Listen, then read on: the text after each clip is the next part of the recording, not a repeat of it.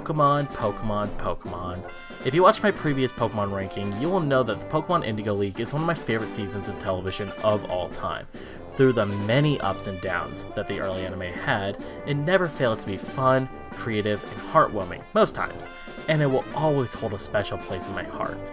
But with the Indigo League wrapping up and Johto still a while away, the Pokemon Company needed a new series to air to hype up the new games and to keep the show running. With that need, the team created the Orange Islands, an anime original region of the Pokemon world featuring many tropical and fruit-based locations. Everyone remembers the Kanto region in the first season of the anime.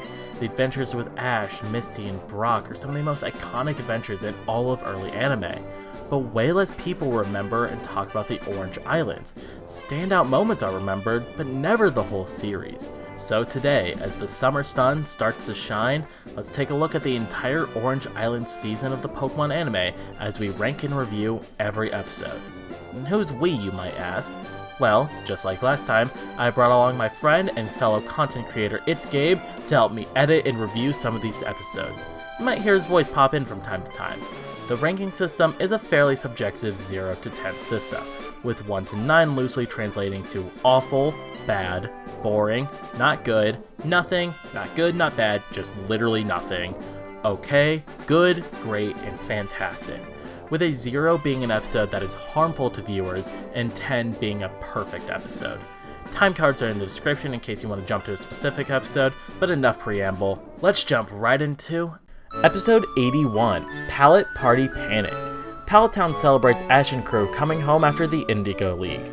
A fantastic opener, seamlessly easing viewers new and old into this new adventure. After how poor the League episodes were, it's nice to see the team were able to start off on the right foot.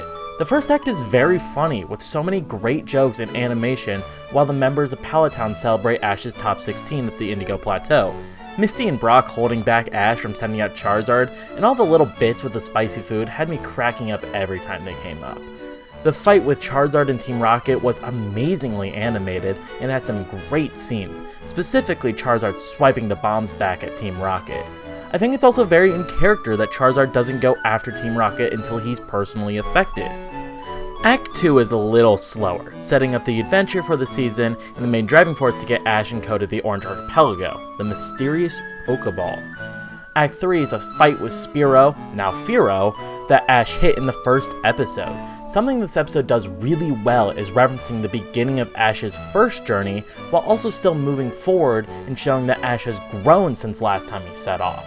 The Spearow beating the Pidgeotos leads to Ash's Pidgeotto evolving into Pidgeot, and a great scene between Pidgeot and Fearow fighting. Ash even tries to catch the Fearow, something he never does. The only issue I have with the episode is in the very end. Ash leaves Pidgeot to protect the other Pidgeys and Pidgeotto.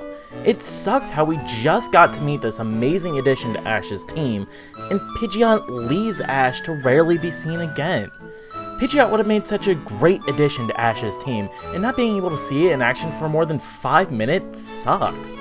The episode's fantastic though. Great jokes, great animation, a nice lighthearted episode to kick off the new season, a textbook 9 out of 10. Episode 82, A Scare in the Air. Ash and Co have to survive a blimp ride to make it to Valencia Island. This episode's alright. I think it starts and ends pretty good, but drags in the middle.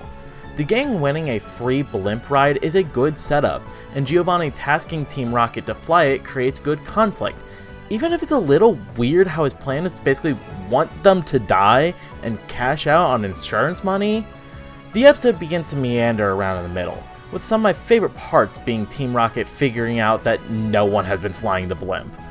Some shots have some great animation, specifically Team Rocket seeing the ghost for the first time is super expressive, but other times we see shots like this blimp being moved up and down multiple times. I don't have too much to say about this episode. It's far from bad, but it certainly isn't as good or impressive as the previous episode.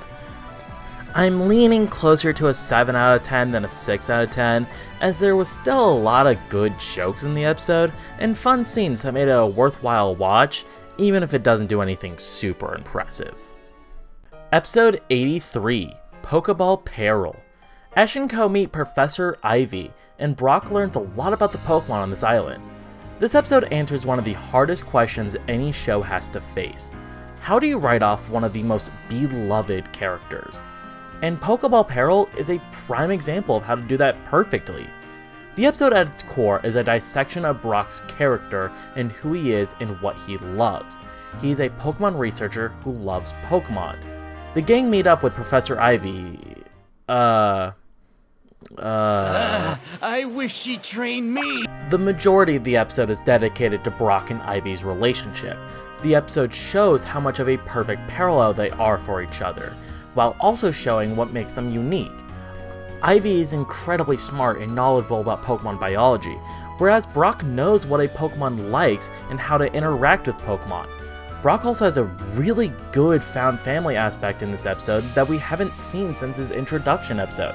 Reminder that Brock has multiple siblings and a struggling mom and a deadbeat dad that walked out on them. Brock had to raise his family basically all on his own. He sees the family dynamic in Ivy and the girls, and his paternal instincts kick in. Seeing regional variants of the Pokemon is incredibly genius. Of course Pokemon would have regional variants like real-life animals do. This was decades before Gen 7 came out and introduced regional variants into the games. It makes so much sense that a tropical island is going to have Pokemon that adapt to that environment compared to the weather conditions of Japan.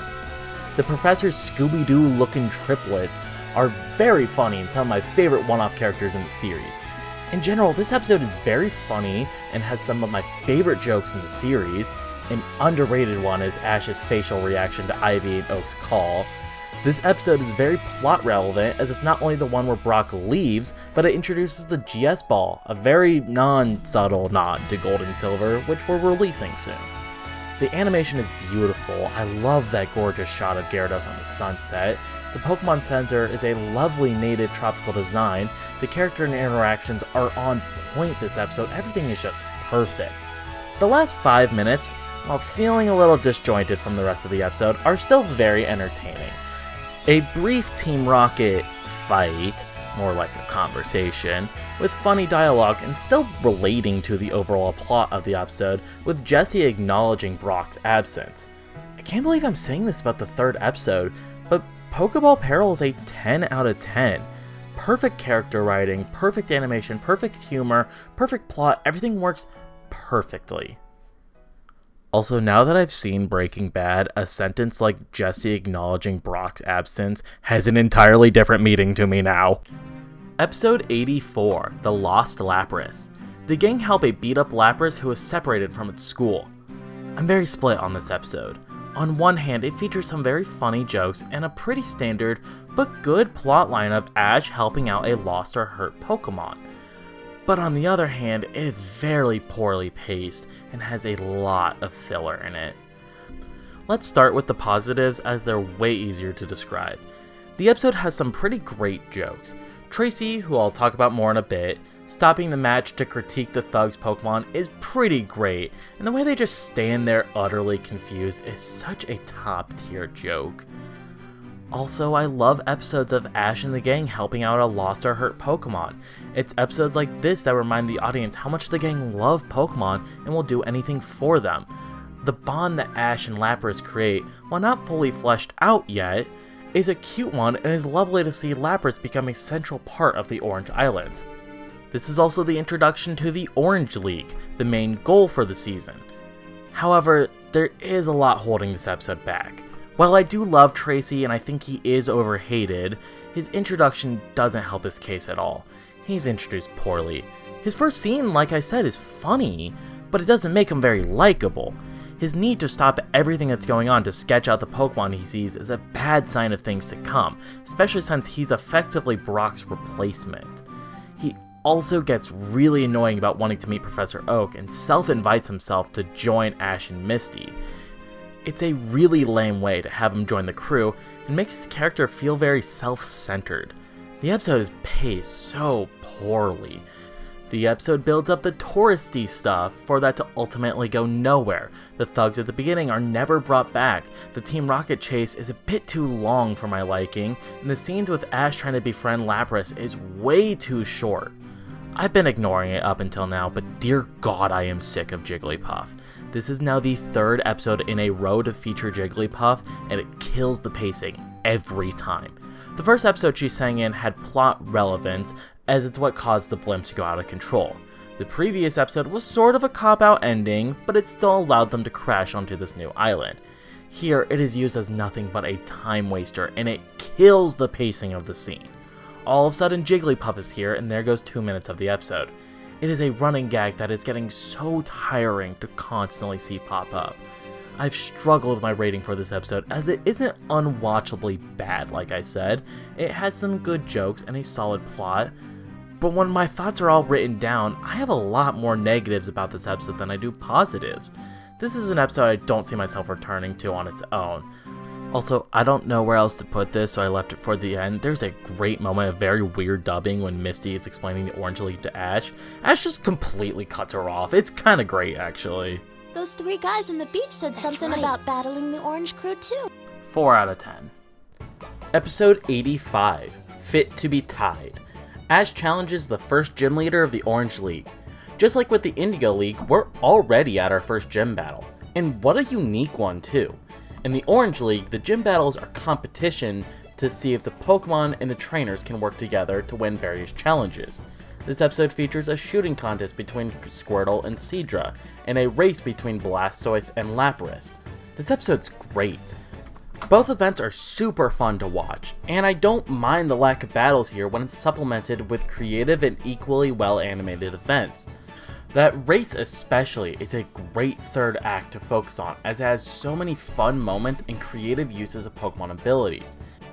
Even Team Rocket showing up before the race begins isn't bad at all, as it's very brief and extremely funny, easily their best appearance in the season so far, as every line they have is entertaining. This is also the introduction to the Magikarp sub that they'll continue to use for the foreseeable future. The only issue I do have is a very minor logistical issue, that being, if you don't own a water type, how are you supposed to compete in the Orange League?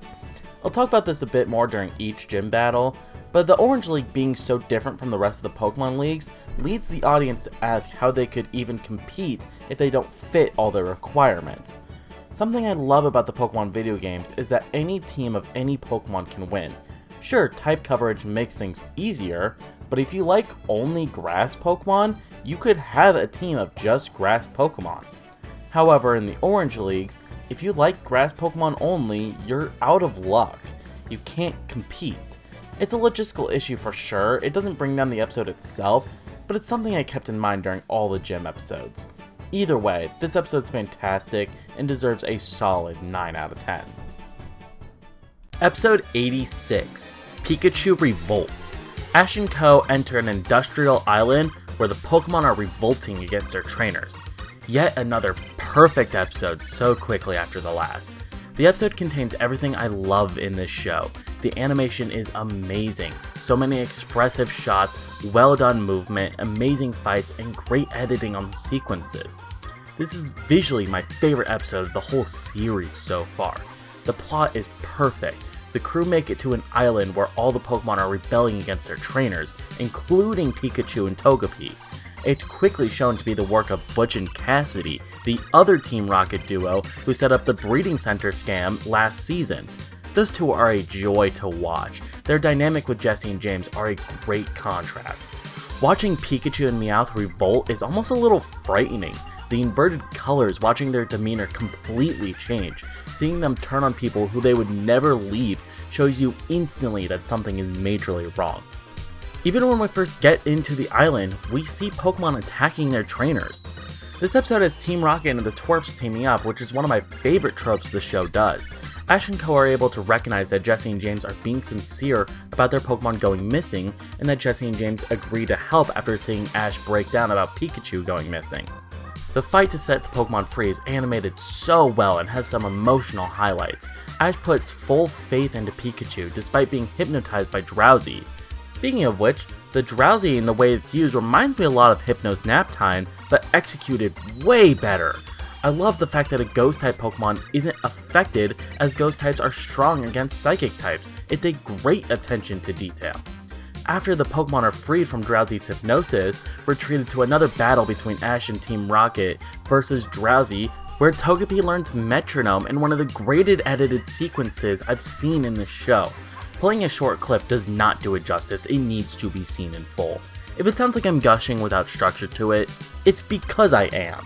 Everything about this episode is perfect. Perfect plot with perfect emotional beats, perfect animation that's super fluid, perfect characters with a perfect team up, and while I didn't mention it in the review, it has a handful of very good jokes. If it isn't clear by now, this episode's getting a 10 out of 10. This is one of the episodes I think everyone should watch if you have not done so, as it's one of the greatest 22 minutes I have ever sat through. Episode 87, The Crystal Onix. The gang help a pair of glassmakers discover an Onix made out of crystal.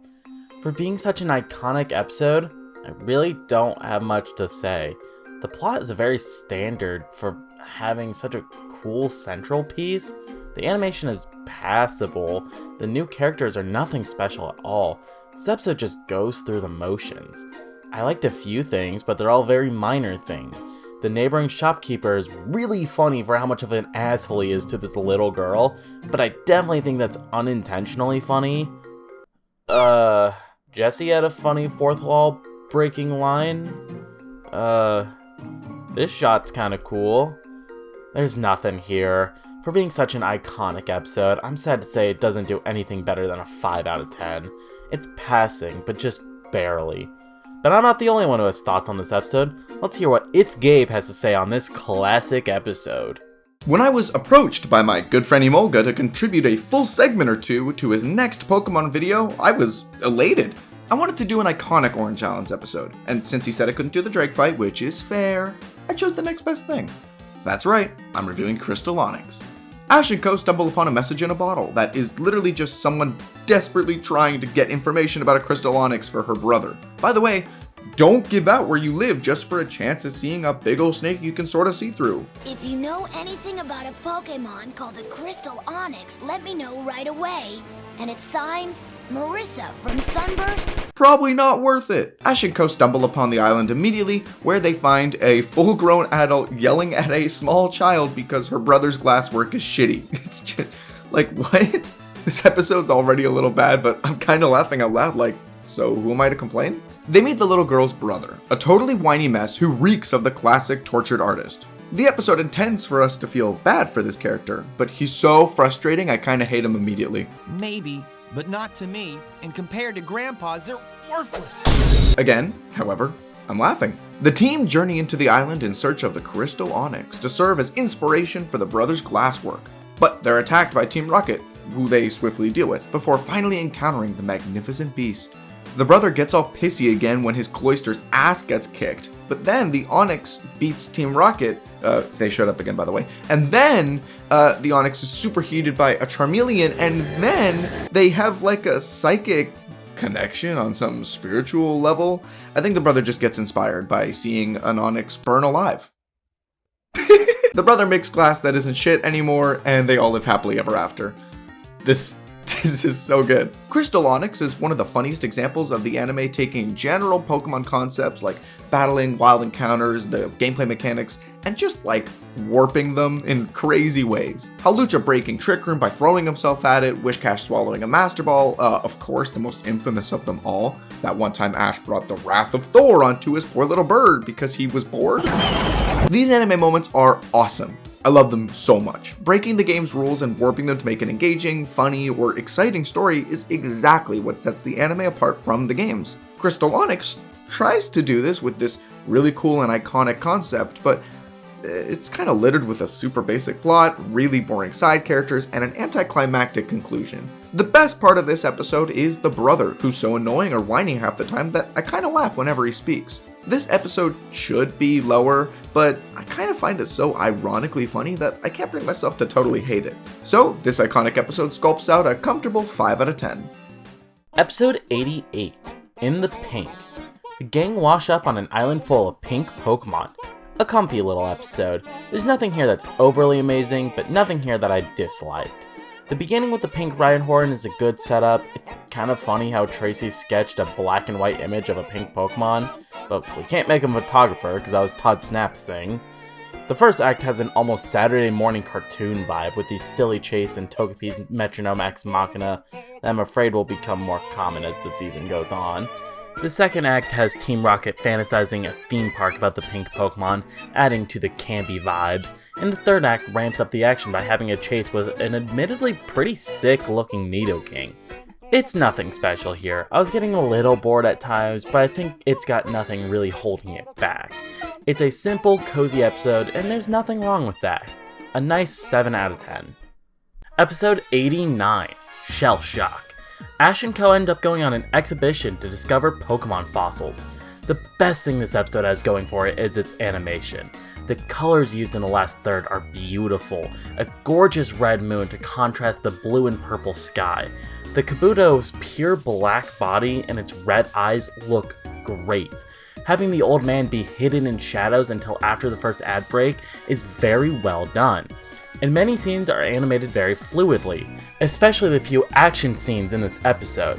The plot is also very cool, an island completely made up of Kabuto that the researchers are trying to uncover is super interesting. The island disappearing after the Kabuto awake gives the island a mirage feeling. It's also a nice message about research and documentation going too far, causing harm to the ecosystem. Where this episode lacks is in characters and the humor. The news reporter lady is a massive standout, but other than her, the old man doesn't do much despite having a really cool backstory and design. Joy is just kinda here, the twerps are just kinda here, and Team Rocket is just kind of here.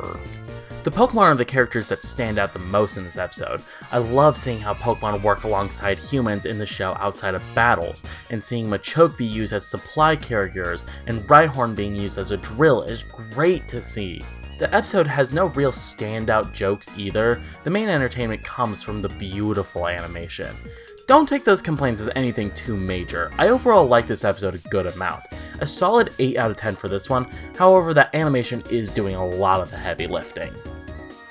Episode 90, Stage Fight. Ash helps a girl on a Pokemon showboat get over her fear of her Raichu. For such a great location, a showboat where the Pokemon are actors and the humans dub over them, this episode has a lot of wasted potential. Everything with the actors is great. Like I was saying in the previous episode, I love seeing Pokemon do unconventional tasks that aren't just fighting.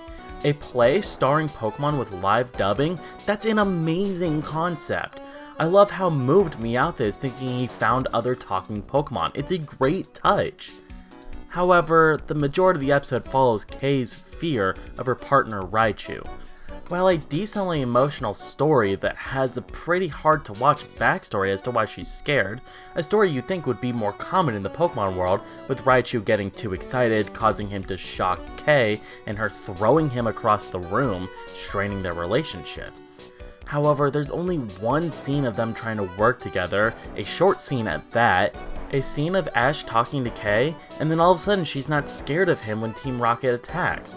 She gives the same "I'm not afraid of you" speech twice, which really kills the pacing.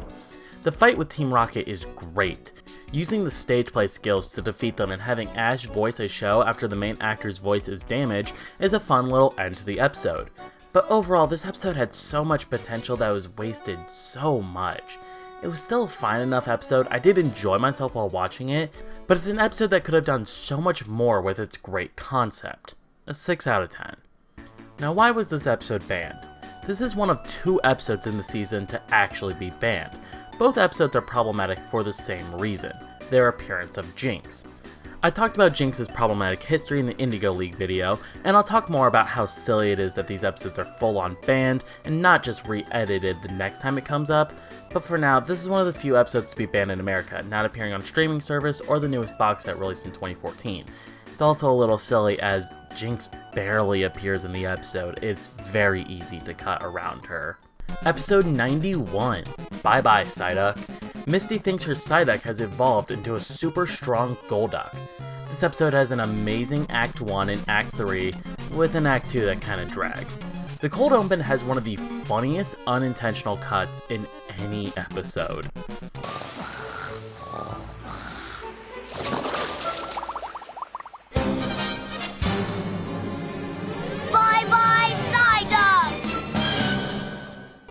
It's wonderful to see Misty return to her water-loving roots. For a while, Misty's only character trait has been the mother of Togepi, so seeing her return to the water, especially getting a massive return to Psyduck, who we haven't seen in a long time, is very nice. We also see a return of trainer versus trainer battles, the first battle all season since the other ones have been Team Rocket battles or wild Pokemon battles. It's not the greatest battle the show has to offer, but it's far from the worst. The end with Golduck being revealed to not be Misty's and instead the Pokemon who shows off for girls had me laughing super hard. It's one of the funniest moments in the series so far. And the battle with Golduck and Starmie before it, while short, was also pretty good. Where the episode starts to lose me is when Team Rocket steals the other trainer's Pokemon. It's very dragged out and repetitive, and I'm starting to feel myself clock out by the end of it. At least Golduck walking out of the fire with Tentacool and Psyduck was very cool. Overall, I give this episode a low 8 out of 10 for just how entertaining the beginning and the end were, even if the middle did begin to lose me a bit. Episode 92, The Joy of Pokemon. The gang made a Nurse Joy that's different from the other. Another cozy episode. No insane battles, no super funny jokes, no amazing animation, but what it does have is world building and characters that are enjoyable to watch. The Nurse Joy in this episode is a great variation of the regular Joys, going from island to island to help as many Pokemon as she can. Her bond with Magikarp is one that's really good with a really good payoff at the end of the episode. There's really nothing to stand out here. I just enjoy watching Nurse Joy go to different islands and help out the different Pokemon there. It's a simple episode, but I think deserving of a 7 out of 10. Not much to it, just a good little episode. Episode 93, Naval Maneuvers. Ash competes in the Naval Island Gym Battle. Well, I knew it was going to come eventually. An episode I truly hated. I loathe this episode. Let's start with the easiest to see complaint, the animation. The animation in this episode was so stilted and boring. A gym battle is an episode type that needs to have good animation to live, and this one does not. All the action-filled moments felt like the characters were jumping from one pose to another. Danny, the island's gym leader, has his smug-ass face mug the camera 4 times, and it's extremely awkward all 4 times. Speaking of Danny, God, I hated him. Danny, Ash, and Misty all have this weird love triangle going on, and it's so uncomfortable to sit through. While he's not given an age, it's estimated that Danny's around 18 to 22, and Misty's around 10 to 12. Having him drop lines like "you're the most beautiful thing on this island" feels so uncomfortable to sit through, and I hate how much Misty plays it up. Almost every line she has in this episode is her pining over Danny. It's a terrible plot point this episode has. And speaking of plot, that also sucked. It's a gym battle episode, so it's mostly focused on that, but the way he does his gym is so backwards to the thesis of Pokemon. His gym starts with a climb up a mountain without the use of Pokemon. There's obviously the issue of, the whole point of Pokemon and gym battles in the Orange League is to build strong relationships with your Pokemon, not only as battle partners, but as friends.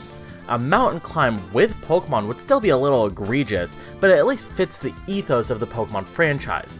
But the other major issue is that this causes the gym and the Orange League in general to only be accessible to the top in physical abilities. One of the greatest things about Pokemon and the Pokemon anime is that it's shown time and time again how anyone of any creed can be a Pokemon trainer. It does not matter if you are wheelchair bound, blind, deaf, or any other physical disability, you can be a Pokemon trainer through loving, caring, and most importantly, relying on your Pokemon. Danny, in attempts to weed out the weak, as the episode put it, says "f*** you" to anyone who is blind and uses a Zubat for echolocation, or can't walk and uses a Bulbasaur to climb the mountain. Do I think the writers intentionally thought about excluding the disabled? Of course not. But I definitely think it shows a lack of thought, as, like I've said multiple times, the Pokemon world is a world of whimsy that every single person can fall in love with. I don't have a good transition for the next point. The dub in this episode is also really bad. Something I haven't brought up too much is the dub, since it's typically very good. But the dubbing here is so poor. Many times the mouth movements don't match up in the slightest to what a character is saying. It doesn't help that the stilted animation gives us nothing to look at but the mouth movements. Also, for one last complaint, albeit a minor one, there's a decently big continuity error with Tracy knowing about Charizard's disobedience. Tracy has never seen Charizard until this point. He has no way of knowing it won't obey Ash. Why is he panicking as much as Misty is? Now the question is, do I think this episode's a 0 out of 10? Do I think the plot points of Danny flirting with Misty and the gym battle being inaccessible to disabled people causes the episode to have a harmful message? And to that, I definitely say it does not. While the Danny and Misty stuff is still weird and uncomfortable, it really only lasts for one scene, from Danny's end at least, and the rest of the episode you can justify it for Misty being a young girl with a crush, which is not an unrealistic thing at all. And like I said, I have no doubt in my mind that the writers did not go out of the way to say, you know who I really hate? Those assholes in wheelchairs. It was just an unfortunate accident that happened in the course of giving Ash a hard physical challenge to overcome. An episode like Beauty and the Beach gets a 0 because the episode multiple times goes out of its way to have men way older than Danny perv on a 10-year-old girl for the entire length of the episode, with many of them being our protagonists for the episode and are not giving any repercussions for their actions. In Beauty and the Beach, it's repeated and intentional. Here, it is not to either one. However, I think it's very clear by now that this episode's getting a 1 out of 10. Episode 94, Snack Attack. The gang track down a rampaging Snorlax and stop it from eating all the fruit. I was very prepared to call this one another bad episode. The first few minutes are a total snooze. Choppy animation, boring setting, I was ready to clock out. But then Snorlax showed up, and ironically enough, I was more awake. The episode made a complete 180 to be one of the silliest episodes of the season. The episode is extremely similar, almost beat for beat similar to Wake Up Snorlax from last season. However, instead of trying to wake up a Snorlax, the gang is trying to put it to sleep. Just like that episode, it leads to a bunch of rapid-fire gags that are all very funny. Ash even catches the Snorlax at the end of the episode, giving him another powerhouse to use, since right now all of his Pokemon are weak basic stages, or Charizard who won't listen to him. The episode utilizes Jigglypuff very well by having her put Snorlax to sleep. She was actually plot relevant this episode. While the animation was pretty lacking heavily in this episode, looking way worse than even last episode, the rapid fire jokes caused this episode to land in a solid 7 out of 10. Episode 95, A Ship Full of Shivers. After Team Rocket stole a 300-year-old Orange League trophy, Ash and Co. board a haunted ship to get it back. For an episode containing a super cool sunken pirate ship and having a lot of lore about the Pokemon world dating back 3 centuries, why was this episode so boring? The animation in this episode was pretty standard to below average, the humor never landed, and the pacing was so slow. Everything went on and on forever. It's a shame that such a cool location is wasted on such a boring episode. You'd think an episode about a haunted pirate ship would stick in my mind, but even after watching the episode, I remember nothing about it. 3 out of 10. Episode 96, Meowth Rules. Meowth is blown away to an island of Meowth worshippers, but can't use Payday to complete the ritual. Meowth Rules is one of the most iconic episodes from this season, not for any unique Pokemon or set pieces, but for the story between Meowth and the rest of Team Rocket. Meowth gets separated from Jessie and James and is showered with luxury from a tribe that worships Meowths. After taking advantage of the tribe and sending Jessie and James away from the island to prevent his life of luxury from being ruined, he's informed he needs to use Payday for the island to complete the ritual. Since he used all of his abilities as a Pokemon learning to talk, he can't learn any moves. Jessie and James, in the highlight of the episode, selfishly give away all their money, including the prized bottle cap James have, to allow Meowth to live happy. The episode is a sweet little character study of all the members of Team Rocket. Through the good times and the bad times, they're still friends and still love and care for each other. It's a sweet episode, though not as emotionally effective as Holy Matrimony or Go West Young Meowth. The animation in the episode is also very good, and I always appreciate an episode that takes the focus away from the twerps and instead puts them on different characters. While not as strong as the other 2 big Team Rocket focused episodes, Meowth Rules is still a fantastic episode that tells a heartwarming story of Team Rocket, reminding the audience why we loved these 3 in the first place. A standout episode in the season and deserving of a 9 out of 10. Episode 97, Tracy Gets Bugged. Tracy encounters a hurt Scyther and helps it out when its clan is in trouble. Glad to see another great episode. Not only is this episode a Tracy spotlight, the first time he's really taken center stage to show us what he's about, but we also get introduced to Scyther, a really cool team member. This is the episode that really made me start to like Tracy. While he feels like a Diet Brock many times, the episode gave him a lot of characteristics that make him a lot more likable from when we first met Tracy. and Scyther is super cool.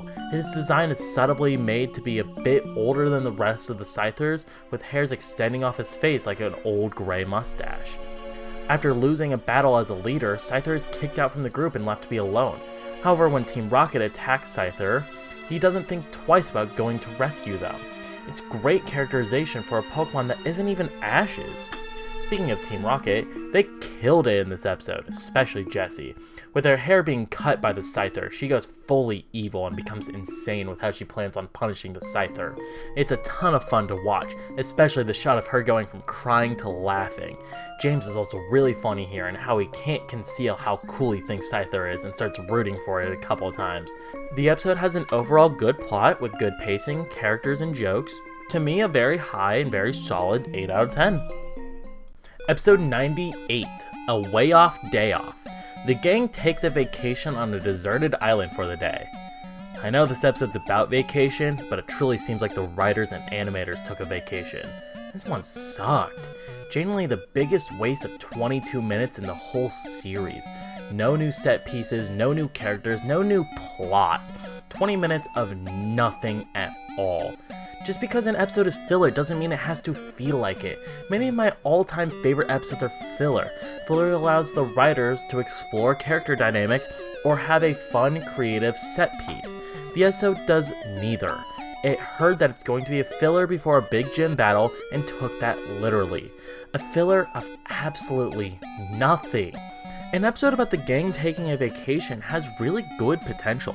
Focus on 2 Pokemon the entire time, like the Pikachu's Vacation short does. Hell, the episode attempts to do this by trying to focus on Charizard and Scyther, but fails miserably at it, since it never focuses on them for very long. The episode has some of the most egregious time wasters so far, with a completely random Jigglypuff scene and a very random flashback clip to show the gym episodes for the sole purpose of wasting time. The GS ball is thrown in there for no reason other than, remember the GS ball? It's back, in Pog form. The animation here is some of the laziest in the season, and the writing is equally as lazy. So many things are set up with lame payoffs. A bunch of Farfetch'd at the beginning, lead nowhere but a small gag at the end. Jigglypuff is seen at the beginning just to waste time halfway through. Charizard and Scyther have a great rivalry for it to be fixed in like 1 minute. Everything here is designed to waste my time. I get an episode about the gang not doing much can be hard to write for, but at least put some effort into it. The episode feels like an animated bottle episode. One reused location with only core characters to save money. A bottle episode does not work at all in an animated series. One of the most insulting episodes I've seen from this show, and an episode that deserves no higher than a 1 out of 10. At least this has the only international appearance of Porygon in the series, which is neat, but it's a little sad that the only thing of note with this episode is how it relates to another, way more interesting episode. Episode 99, The Mandarin Island Mismatch. The gang meets Prima, who gives them many tips on being Pokemon trainers. This episode was alright. Prima, who is definitely not Lorelei, the Elite Four member, definitely not at all. She is fairly entertaining character. Her calm and collected mannerisms are so soothing to watch compared to many characters who are bold and brash. Ash and Prima make for great counterparts in how they act. Prima is also one of the most stereotypical anime characters I've ever seen. She holds these poses straight out of Sailor Moon. This is an episode that's a lot slower paced and lingers a lot on its scenes, but I don't mind it nearly as much in this episode as this episode's trying to be a slower look into Ash as a trainer. However, the message in this episode is very strange.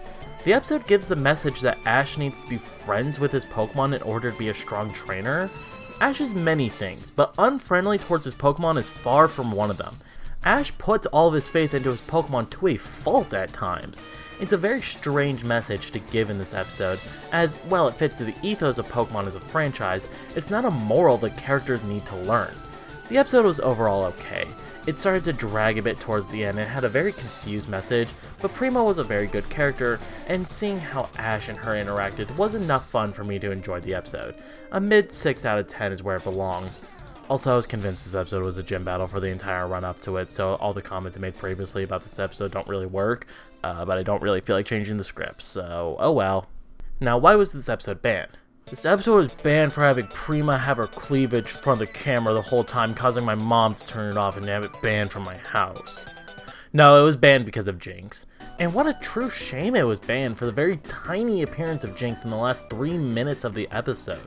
Truly, the episode was perfectly fine until pretty much just had to send out Jinx instead of any other Pokemon.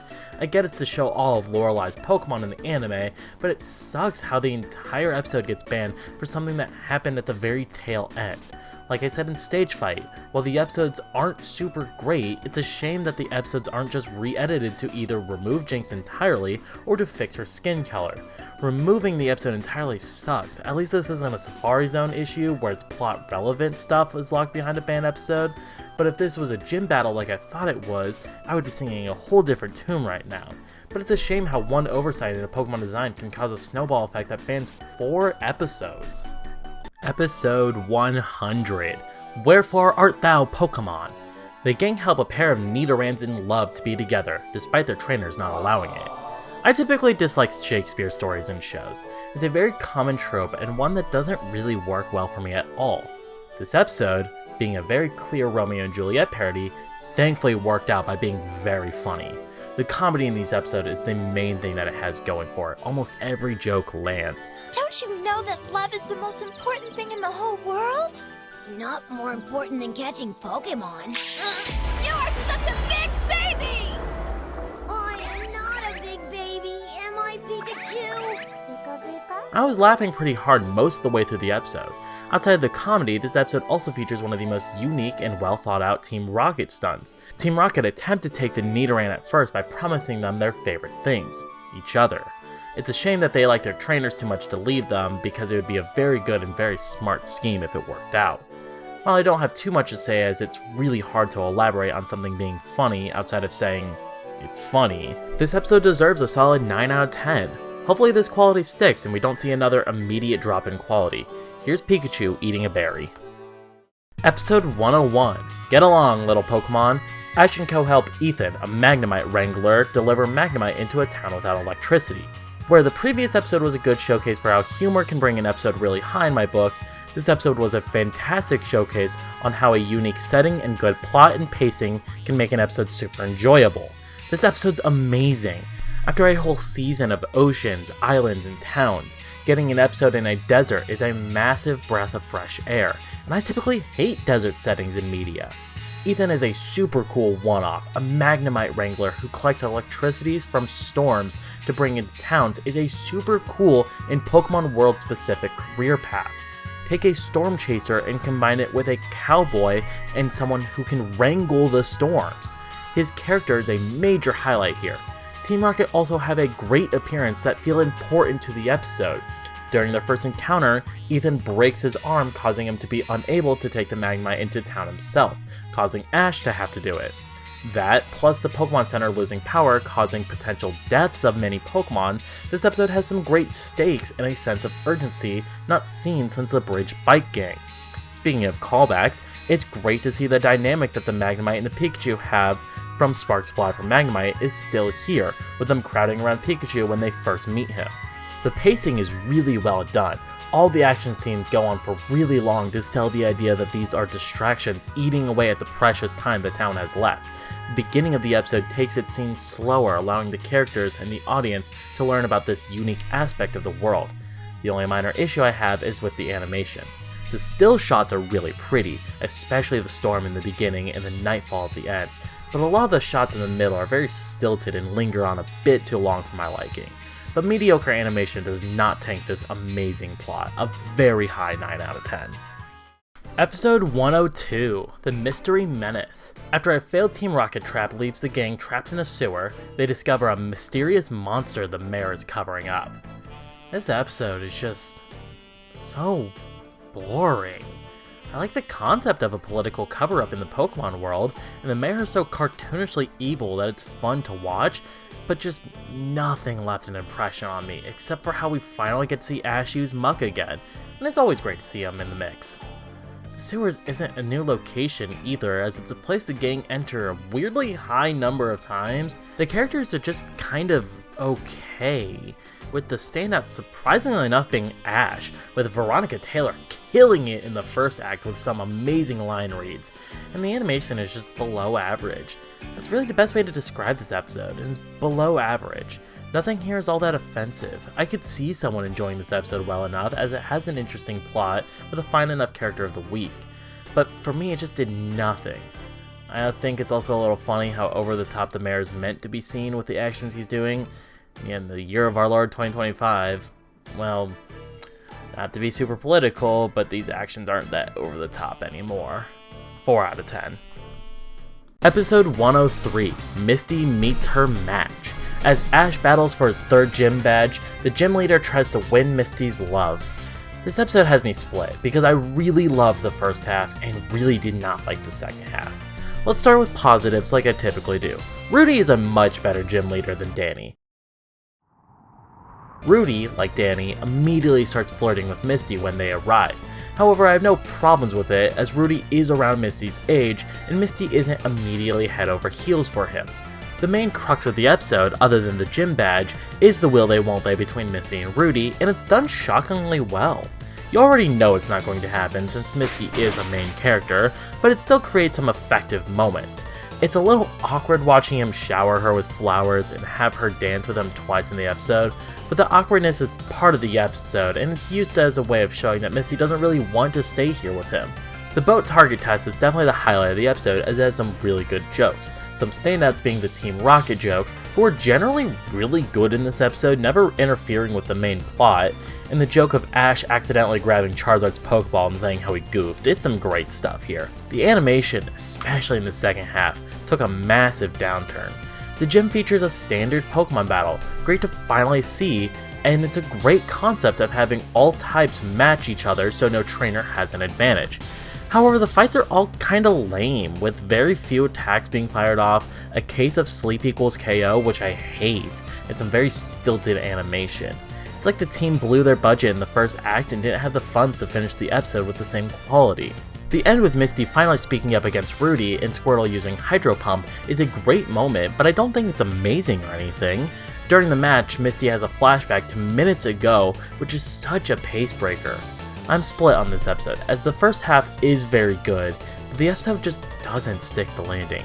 However, the first half did have me laughing and smiling a lot, which I think gives the episode an overall positive rating, even if I do have a lot of issues with it.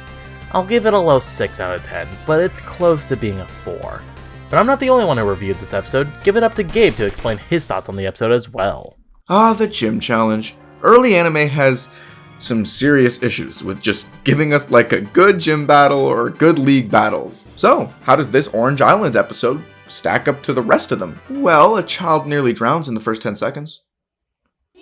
Rudy, that's the gym leader, is shockingly suave in like an almost asshole kind of way, and immediately rage baits Ash, which is always a plus. Getting right into the action, Ash starts his first test by destroying these targets with his Pokemon. Rudy gets jealous as Misty cheers for Ash. I'm seriously loving the dynamics here. This guy Rudy's got his Pokemon dancing in a conga just to get Misty to dance with him.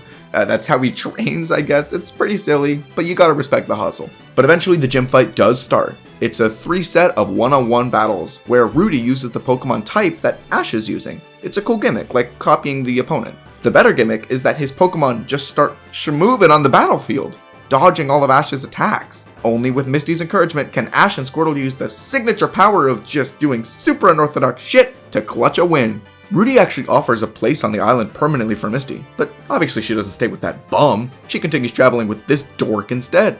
As mentioned earlier, the dynamics between Rudy, Ash, and Misty is actually pretty solid and engaging to watch, reaching a natural climax as Misty chooses to cheer for Ash in the final moments of the battle, which actually shocks Rudy's little sister. It's pretty fun. Even still, I love that Ash and Misty bicker mid-battle anyways, which is very like them even if they're encouraging each other. This episode somehow features an instance of sleeping equals defeat that doesn't totally infuriate me. Obviously, I wish it was more than that, but since the Executor fell off the arena when it fell asleep, that feels a reasonable enough excuse to have it qualify as out of the fight.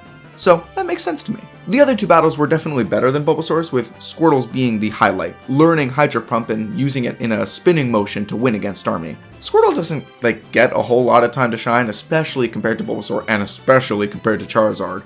So learning a powerful new move is lots of fun. Had the battle been a little more dynamic or used more strategies like Thunderbolt Stormy, which I thought was really clever, I'd have liked it more. But for now, Misty Meets Her Match feels like a very solid 7 out of 10. Episode 104, Bound for Trouble. After Pikachu and Meowth get separated from their respective groups, they must work together to find their trainers while they look for them. Fantastic episode. I'm a big sucker for episodes where the rivals must work together, especially episodes where they're physically stuck together too. It adds so much. Many shows and movies try this concept, and I think this episode is one of the best examples. This episode's just a ton of fun. The beginning sets up the oversized Pidgeot and Rhyhorn. The middle is mostly just scenes of Pikachu and Meowth working together, which is really funny, but also leads to some heartfelt moments. These two are a perfect combination. Whenever they have to work together, the episode becomes significantly better. Their dynamic is super fun to watch. I really like Meowth's speech at night about how Pikachu and Meowth could be good friends if the circumstances were different. It does lead to a pretty decently unneeded clip show, but I don't mind it as much as it features clips from all the way back to episode 2, when they first met. Ash looking for Pikachu is also a great part of the episode. I always love how the show will go about showing how much Ash loves his Pokemon, typically by doing decently reckless things to get them back. This is a good example of that, with Ash trying to talk to a Pidgeot after climbing up its nest, and Ash jumping off 2 different cliffs trying to search for Pikachu. The end is also pretty solid, with Ash and Team Rocket fighting for the key that Jessie has, with a solid ending gag to the episode. The cold open is also really good, with a legit clever Team Rocket scheme. This has to be some kind of trap. It does kind of seem like some trick Team Rocket would try to play. Look, there's plenty of fruit right there. That looks safe enough. I guess you're right. With good animation to boot, while I don't think it does anything extra to deserve a 10 out of 10, this episode's still getting a very high 9 out of 10. Episode 105, Charizard Chills. After being frozen solid, Ash works to warm Charizard up. One of the most iconic Orange League episodes, and for very good reason. Charizard Chills is another fantastic episode to add to the list. The episode has a very simple 3-act structure. Act 1 is a battle, Act 2 is warming Charizard up, and Act 3 is a Team Rocket fight and another battle. Something this episode does that is very unique is that most of the scenes are basically the animation equivalent to a long take, as there's very little cutting between the scenes of the acts. We get to see the entire before and after of the fight, we see the entire process of warming Charizard up, we see the transition between stopping Team Rocket and Tad giving Ash a rematch. Speaking of Tad, definitely a top 3 one-off. He's not only a great trainer, but a good person. He feels like what Richie should have been, a strong trainer with strong Pokemon that wants to see Ash become stronger. Both of their fights are very good, with some great strategy and some good animation as well. The second fight with Charizard is definitely a highlight, but the best part of the episode is definitely the entirety of Act 2. Watching Ash warm up Charizard, while being a very slow and dialogue heavy scene, is just perfect. The visual indication of both Charizard's health, but respect towards Ash being his tail flame, is genius and is a great visual indicator. This being how Charizard respects Ash is a great idea, as it harkens back to Charmander. Charmander was abandoned by his trainer and would have died if it wasn't for Ash. The same is happening to Charizard. Charizard would die if it wasn't for Ash and his love for his Pokemon to stay up all night warming it up. A short montage of Charizard's evolution is played and it's very well done. It's short, well edited with the rest of the episode, and actually important to see. A very rare example of a clip show being done correctly. This episode also has some really good comedy, especially in the beginning. The joke of Tad saying he likes to battle strong trainers and Misty looking around everywhere gets me every time. I think this episode deserves a 10 out of 10, as it contains everything I love about the show. Great battles, great comedy, great characters and character moments. This episode has it all and does it all very well. It's awesome to see a powerhouse like Charizard on Ash's side now, and I'm excited to see how he's used going forward. Episode 106, The Pokemon Water War. Ash and Co meet a team of fire-fighting Wartortle, and Squirtle tries to live up to them. Another great episode. As I stated, I love seeing how Pokemon are used in everyday scenarios, and this is a good example of it. Of course, a team of the Squirtle evolution line would be firefighters. I love the explanation of what each stages is used for. Watching them train and put out fires was just a ton of fun because it truly immerses you in this world. The biggest downside with this episode is unfortunately the Team Rocket stuff. It starts off as a normal Team Rocket scheme, but since they succeed and that can't happen, they pointlessly fight over which one will get to keep on the War Turtles. It's a pointless excuse to have them fail and takes up a good chunk of the episode. It's not all that bad, it just reeks of the writers realizing they wrote themselves into a corner of needing the War Turtle team gone, but without Team Rocket truly succeeding. We get the Squirtle Squad glasses again, which is a cute callback as well. A solid episode with a great world building. 8 out of 10. Episode 107, Pokemon Food Fight. The gang tried to get Snorlax's Pokeball fixed while also trying to find food. This is the most 5 out of 10 episode yet. I sat there, I watched something for 22 minutes, I left feeling absolutely nothing. This episode felt like it was made for a few demographics younger. There's a lot of tell, don't show in this episode. All the conflict feels very unimportant and made up for the sake of drama. And nothing here sticks in the mind at all. A nothing episode with nothing to talk about other than, well, at least didn't make me angry. 5 out of 10. Episode 108, Pokemon Double Trouble. Ash and Co arrive on a new island and battle for the 4th gym badge. Damn, the 4th gym badge already? I mean, not that I'm complaining, it just seemed so soon after the last one. The gang arrive on Kumquat Island. I know kumquats have fruit, but I have to acknowledge that low-hanging fruit of a joke there. The episode's decent. Thankfully, the Team Rocket stuff is dealt with in the first half, so they don't interrupt the fight, which is nice, and it's a standard but solid fight with them and a Rhyhorn tank. Nothing too crazy, but it has some nice strategy and some fun banter. The same can be said about the gym battle. Okay, you know the joke with the Orange Island is how everything is reused in later games? Well, the gym's specialty is that it's a freaking double battle, 2 generations before that became a mainstay feature.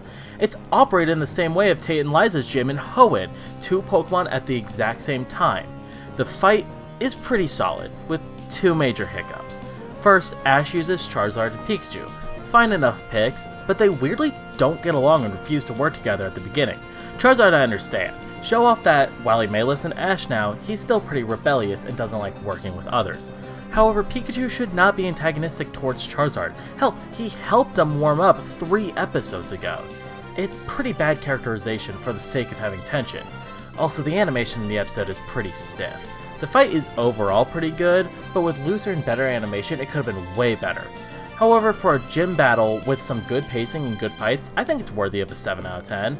I wish the problems it has weren't there, because with better animation and more thought out characterization, this could have been an easy 9. So I already gave the review, and you hear this music playing, and you're thinking, well, this episode wasn't banned. Why am I giving it a banned segment? I'm giving it a banned segment because it had a lot of noticeable cut scenes compared to the Japanese version. One thing I didn't mention in the review is the gym leader. She's alright, nothing crazy here, but when we first meet her, she mistakes Ash for her son Travis. In the original, when she goes to hug him, there's a very close-up shot of her chest and her pressing Ash's face into it. A joke that could be seen as more sexual than the writers intended, so 4Kids cut it. However, the way more interesting cut is right when the gang enter the hotel, because in the original episode, they cut to a shot where Jinx can be seen, blackface and all. This is the first of many times where 4Kids will cut away from Jinx instead of showing her. I'm certain that if the episode showed Jinx, the entire episode would be pulled, like in Stage Fight, from the 6-second appearance. It's interesting to see how starting here, 4Kids wanted nothing to do with Jinx, as the only other banned episode that was banned because of Jinx is a Johto episode that heavily features her and wasn't able to be cut around.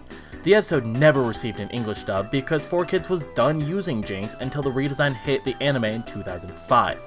The only annoying part is, like I've been saying the whole video, an edit of the skin tone already exists, with all of Jinx's appearance being re-edited as of 2023. While it's less important for this episode as the cut was in the initial broadcast, there's still no reason to not bring back all the banned episodes with them being all re-edited already. Oh well, what are you gonna do? All these episodes are very easily available online, it's not hard to find them. Episode 109, The Wacky Watcher. The gang meet a wacky Pokemon watcher who studies Magikarp and their evolutions. This episode is really slow, but in a pretty good way. It's a comfortable episode. I'm definitely a bit biased here as it's an episode I remember a lot from watching it as a kid, but I really enjoyed this episode. Dr. Quackenpoker is a perfect character of the week with some amazing lines. Oh, just what I've been looking for. Non-union labor. One for you and one for Chew. Say, now that the plot's come to a screeching halt, even harder to understand than my income tax return. His voice actor did a fantastic job, as I love the voice done for him. The episode really doesn't have much going on other than watching the wacky watcher himself and the process of Magikarp evolution, which is based off Japanese mythology about a fish swimming up a waterfall to become a dragon. The Team Rocket stuff is fun and entertaining, the character of the week is fun and entertaining, and while the episode is slower paced and definitely takes its time on some of its scenes, the episode is still fun and entertaining, a personal favorite of mine, and a solid 8 out of 10. Episode 110, The Stun Spore Detour. After Ash and Tracy fall into a Vileplume, Misty goes looking for a weed that can cure paralysis. For an episode I completely forgot about, I love this one. Getting a Misty-centric episode is always super nice. For being a main character, we don't get too many episodes focusing on her. Great tension is built with Ash and Tracy's sickness getting progressively worse, and the adventure to find the Salveo weed is just a lot of fun. Jessie is also affected by the stun spore, so James and Meowth go looking for some weed as well. This leads to some great fights between Misty and James that have a lot of cool uses of Pokemon and great battle strategies. I also do like how Misty does leave some of the Salveo weed for Jessie, and how James and Meowth choose not to take advantage of her kindness by refusing to attack them at the end of the episode. It's a great character moment. Misty also gains a new Pokemon, Poliwag. I completely forgot she gets a Poliwag, but it's still great to see. To wrap it all up, the animation in this episode was fantastic, a massive step up from the previous two. The only thing I didn't care for that much was the ending, where Misty gets so defensive about helping Ash. For such a great character episode, it's a weirdly harsh stinger at the end. But a weird ending does not bring down this great writing and beautiful animation of an episode. It gets a 9 out of 10. Episode 111, Hello Pumelo. Ash begins his battle against Drake, the Orange League champion. Being part 1 of a 2-part episode, this episode has a lot to set up, and it does make it feel a bit weaker in the end. Ash arrives onto Pumelo Island and gets registered for the Pokemon League there. During the first half, we mostly get to learn about the Hall of Fame and what Pokemon Ash is going to use. Just like the Indigo League, we finally get to see him use Pokemon he's never used before, this time being his Tauros. While I love seeing Tauros finally get some love, it's a bit disappointing that we don't get to see Snorlax in this battle, as Snorlax is such a cool fighter in the anime. The first half also has Tracy constantly asking about the Dragonite statues, to the point where it gets a bit repetitive. Yes, we know Dragonite is super cool and elusive, we don't need this crammed down our throats. Especially since we already had an episode about Dragonite being cool and elusive. The second half is all about the battles. It starts off super poor, unfortunately, as the Ditto vs Pikachu fight, which turns into a Pikachu vs Pikachu fight, has a ton of reused animation and what almost feels like time waster fighting. It's a really bad first impression, but thankfully it doesn't last too long, as the Onix vs Squirtle and the Gengar vs Tauros and Lapras was much better, with good strategies and fluid animation. While this episode was a bit more disappointing compared to what I wanted it to be, it left me super excited for the next episode, as it's looking to be an entire episode of battles, redemption from the Indigo League hopefully, a modest 7 out of 10. Episode 112, Enter the Dragonite, the second part of Ash's battle against Drake. Look, I could go all critical here and say how the animation was very choppy at points. There was a lot of still frame fighting, which I heavily dislike. Team Rocket interrupting the fight was annoying, whatever. But who am I kidding, I was having so much fun with this episode that those problems didn't even matter to me in the end. When Ash beat Drake, I had a big old smile on my face, and I knew the outcome going into the episode. It was just still so exciting. And hey, Ash won a league! Ash became the Orange League champion. We won't see him win another league in over 20 years when he wins the Alola League and then becomes the world champion in Pokemon Journeys. The complaints I have about the above are true for this episode, especially the Team Rocket one, since they did have a great subversion of expectations the first time when it comes to them, with James wanting to capture the Dragonite and then Jessie telling him to sit down. I thought it was not only a good gag, but a show that they weren't going to go through with the capture at all. Dragonite vs Charizard and Dragonite vs Pikachu were such good battles that had me on the edge of my seat the whole time. For all the flaws this episode had, I'd be joking if I said this episode deserved any lower than an 8 out of 10. It is not the most descriptive or thought-provoking episode, but it's a ton of fun and a great way to end the Orange League saga. Episode 113, Viva Las Lapras. The gang find the school Lapras was separated from and fight off a band of pirates trying to poach them. A very silly episode right after the league, but a good episode that I enjoyed a lot. While I won't deny that this episode feels like it was made for a younger demographic than normal, I won't deny that I was also having a lot of fun with this episode. The two main pirates have a strong Wario and Waluigi dynamic, both in design and attitude, that made them a ton of fun to watch, and the Team Rocket were also utilized well here as bad guys just watching everything unfold in front of them in the sidelines.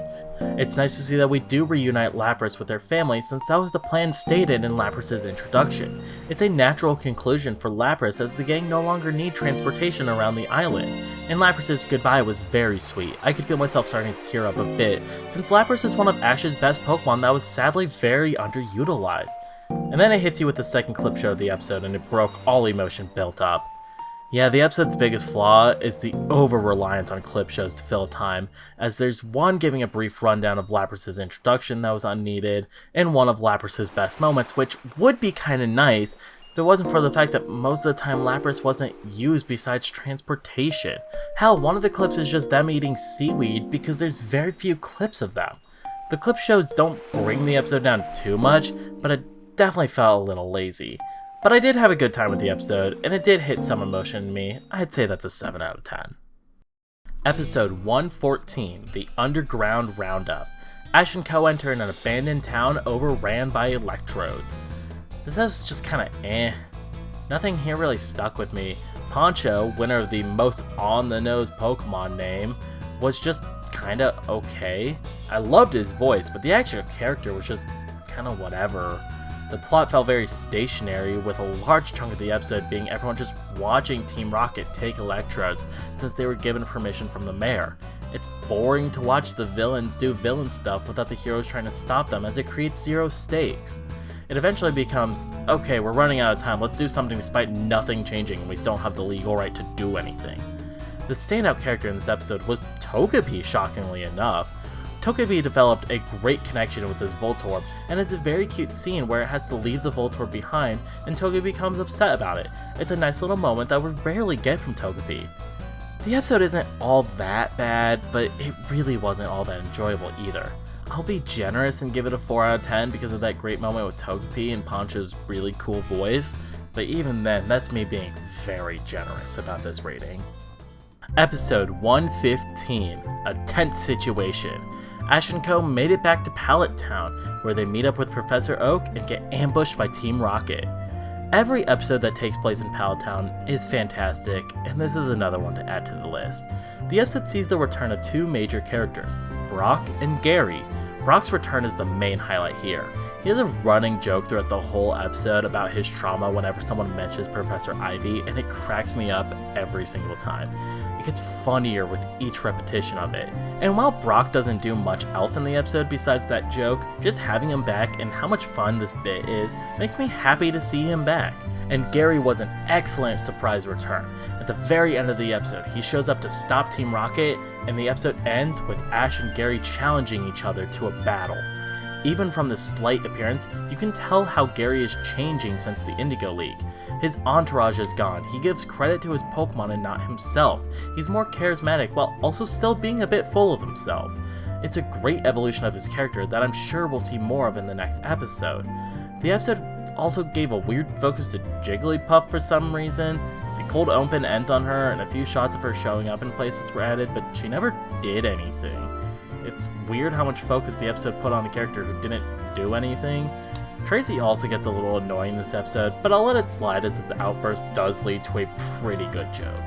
What else is there to say? A return to Pallet Town always leads to a good episode with characters we love. A high 9 out of 10.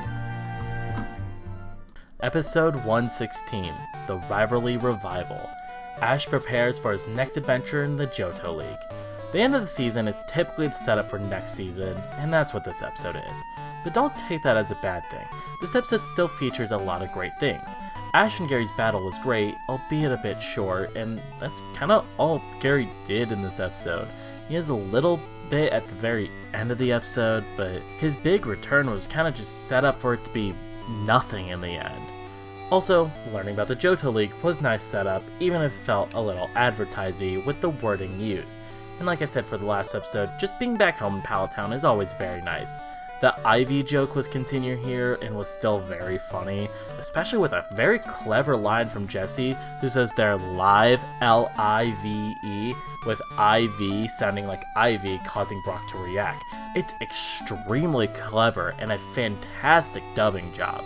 While there's no real plot here, and the episode is totally here to transition from the Orange Islands to the Johto journeys, it was still entertaining and a great way to cap off the season. I'll be nice and give it an 8 out of 10. And before the outro grumble begins, here is the ranking from worst to best.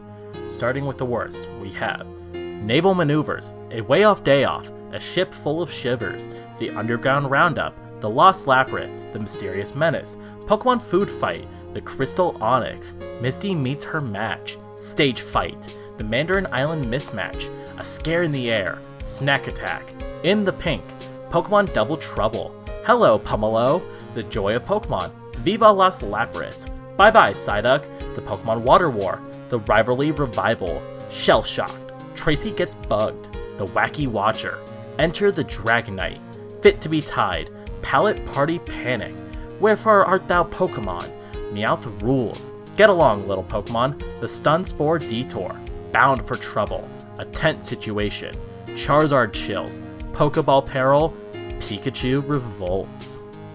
And throwing each episode into a line graph, it looks a little something like this.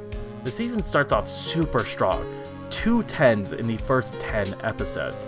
However, the middle is where it starts to fall off hard. A long stretch of episodes only hit 8 at best, with 1 at worst. However, it thankfully got its act together towards the very end, with some very exciting Character of the Week episodes and some great battles. The season earned an overall average of 7 out of 10, which I feel to be very accurate. I really enjoyed the Orange Islands. The season had just as many 10s as the Indigo League, with less episodes and thankfully no zeros, though one got very close. However, the season started to feel repetitive towards the middle. When being set in tropical settings, the writers started to feel complacent on what stories they could do on these islands. Many episodes features the same tropical trees with stories about natives that live on the islands with a special quirk. It's no coincidence that some of my favorite episodes are ones that break away from the tropical setting to do other things and explore the aspects of this world. Take Get Along Little Pokemon for example. One of the main reasons I love that episode is for the desert settings and seeing a unique occupation for this area of the Orange Islands. However, when a good episode hits, it hits hard. Pikachu Revolved has so much beautiful animation and a story that is so exciting to watch that it's one of my favorite TV episodes of all time. But the Orange Islands still had that early anime charm with many great ideas that made it fun to continue watching even through all the repetition. Another great season and a nice short one before I eventually cover Johto and the 157 episodes that come with that series. Oh god, I should probably start watching it now if I ever want to get it out before 2030, huh? Well, I gotta go back to the grueling task of watching TV and writing a paragraph about it. It sucks to be me. I think you should all subscribe to Emolga. That's right, that's me. Definitely do it. Definitely. So, you sending that money through e-transfer or like cash? Like, should I expect it now?